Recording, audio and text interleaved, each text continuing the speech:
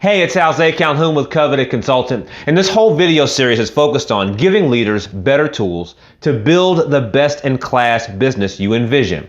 But there's no way that you can build that best-in-class vision if you are firefighting small tasks every day. So this whole series is focused on helping you transition from chief firefighter into chief executive. This video focuses on how you manage your day and how to make sure on a day-to-day level you're focusing on things that are most important. I want to give you a structure for that right now. We've all had this experience, right? You wake up in the morning, you're bright-eyed, ready to go, you feel like you're focused, you look down, you look back up, it's 1 o'clock in the afternoon. Whoa, what happened? You look down, you look back up, it's 6 o'clock in the evening. Whoa, what happened? You look down, you look back up, it's 9 o'clock at night and you're still working. What happened to the day? And now not only can the days get away from us, but as the leader, if your job is to be focused on these next level 10x opportunities, this is extremely expensive for you as a leader, and this whole dynamic is one of firefighting. You're dealing with small tasks during the day, they eat up your day, and before you know it, you haven't moved the big rocks that are most important for you to move. So let's structure this and let's think about how to attack it. So let's figure out what you've been doing today. So let's first go to your email inbox, look in your sent folder, and write down the person you sent the email to and the subject of that email. So on this day, you responded to a number of emails, who you send them to, and what was the subject, okay? Next step is who did you meet with today? So on your calendar today, you met with a number of people, or you may have had some impromptu meetings. Who did you meet with? What was the subject of that meeting?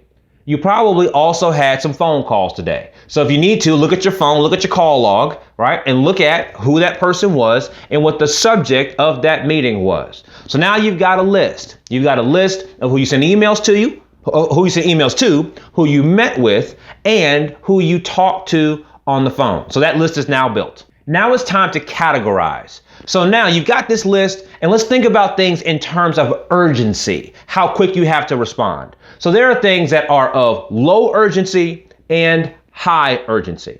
Now let's think about things in terms of importance. There are things that are of low importance and high importance. Where you want to focus your time and your energy is on things that are of high urgency and high importance, right? High urgency and high importance. When you go down that list, and you can do this actually pretty quick, right? Rank them. Which things are high urgency? Which things are high importance?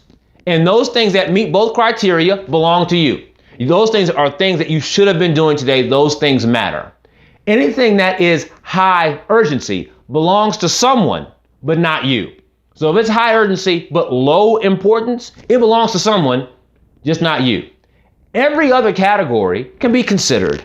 Should we even have done that today? Should that have occupied time today? And so when you think about that and you look at those things that are high urgency, high importance, you make sure that those things, those type of things as a category are always dealt with first part of the day. They don't stress you. They don't wait till the end of the day. You don't put them off. You don't delay them. You have to eat that frog, so to speak, right? You got to do that heavy lifting task. You got to do that thing, even if it makes you shudder a bit.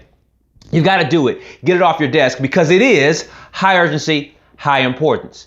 Now, here's where a mistake is typically made, is if you're not careful, you will default to things that are only high urgency. So just because someone calls and they call you on the phone and they're yelling about an issue, then you immediately go into firefighting mode. Someone sends you an email and the title's in all caps and you immediately go into firefighting mode. We want to actively work against firefighting mode. There are things that are urgent, but they should also be important in your world, and only you can deal with them. Those things belong to you. Everything else should be categorized appropriately. So now here's your challenge. Use the comment box below and type the number of tasks that you found that were high urgency and high importance. I bet it's less than you think. I bet it's less than 5. All the other tasks can be delegated. Sit down with your team, sit down with your virtual assistant, and begin to kind of figure out what's the best way of handling these things that are not highest priority for you.